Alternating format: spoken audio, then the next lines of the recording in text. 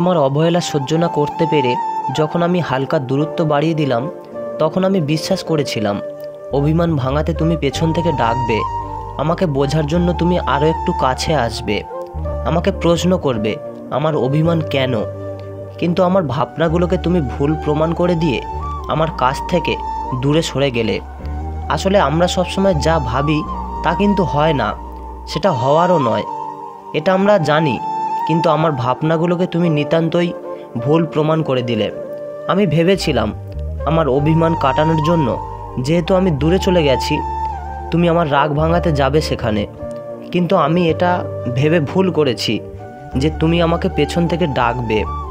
আসলে সবাই সেই কপাল নিয়ে জন্মায় না যে তার রাগটা ভাঙানোর জন্য কেউ একজন পেছন থেকে ডাকবে, তাকে ভরসা দেওয়ার জন্য কাঁধে কেউ হাত রাখবে, তার নিঃসঙ্গ রাতকে কেউ সঙ্গ দেবে, তার বিরহ রাতগুলোকে কেউ ভাগাভাগি করে যন্ত্রণাটাকে কমিয়ে দেবে। একটা সত্যি কথা কি জানেন, যারা আপনাকে হারিয়ে কখনো আফসোস করেনি তারা কখনোই আপনাকে ভালোবাসেনি। তাই এই সব মানুষের জন্য কষ্ট না পেয়ে নিজেকে ঘুরে দাঁড়ানোর জন্য একটা প্রস্তুতি নিন। তবে এটা সত্য, সব কষ্টই কষ্ট নয়, সব দুঃখই দুঃখ নয়। কিছু কিছু দুঃখ মানুষকে শেষ করে দিলেও কিছু কিছু যন্ত্রণা মানুষকে নতুন করে ঘুরে দাঁড়াতে সাহায্য করে। এই সুযোগটাই আমাদেরকে কাজে লাগাতে হবে। যারা আমাদের কষ্ট দিয়ে চলে গিয়েছে, কোনো বন্ধু কোনো কারণ ছাড়াই অপমান করেছে, যে আমার সাথে অভিমান বাড়িয়ে আমাদের সম্পর্কটাকে গলা টিপে হত্যা করেছিল, তাকে দেখিয়ে দেওয়ার জন্য হলেও আমাকে আরেকবার সুযোগ নিতে হবে, চেষ্টা করতে হবে। এই চেষ্টাটা হচ্ছে আপনি আপনাকে প্রমাণ করার জন্য, এই চেষ্টাটা আপনি নিজেকে ঘুরে দাঁড়ানোর জন্য। আরেকবার চেষ্টা করুন, নিজেকে আরও একবার ঘুরে দাঁড়ানোর জন্য সুযোগ করে দিন। তবে আপনাকে এটাও মানতে হবে যে জীবনে আশা যত কম শান্তি তত বেশি। তবে এটা ভাবলে কষ্ট লাগে যে মানুষটার কাছে জীবনের সমস্ত রকম গল্প করা যায়, সুখে দুঃখে, ভালো থাকা মন্দ থাকা, সব কিছু সেই মানুষটার কাছ থেকে পাওয়া কষ্টগুলো সেই মানুষটাকে বলা যায় না।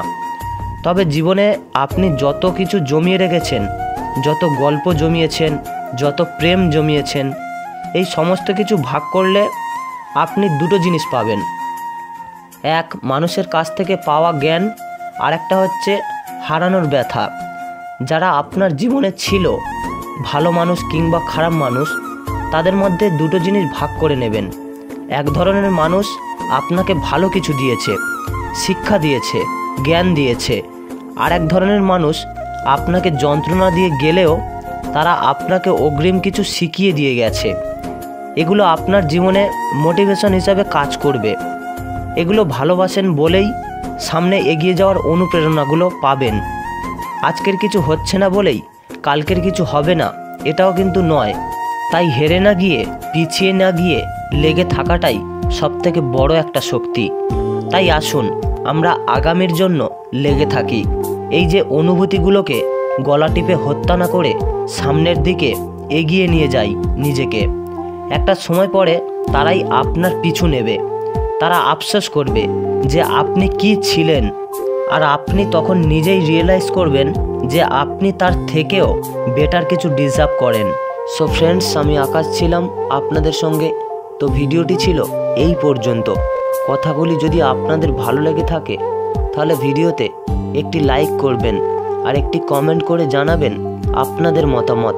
আর যদি আপনি আমাদের ইউটিউব চ্যানেলে সাবস্ক্রাইব করে না থাকেন তাহলে চ্যানেলটি সাবস্ক্রাইব করে পাশেই থাকবেন।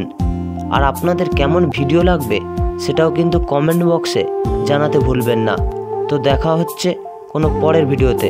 ততক্ষণ সবাই ভালো থাকবেন এবং সুস্থ থাকবেন। ধন্যবাদ সবাইকে।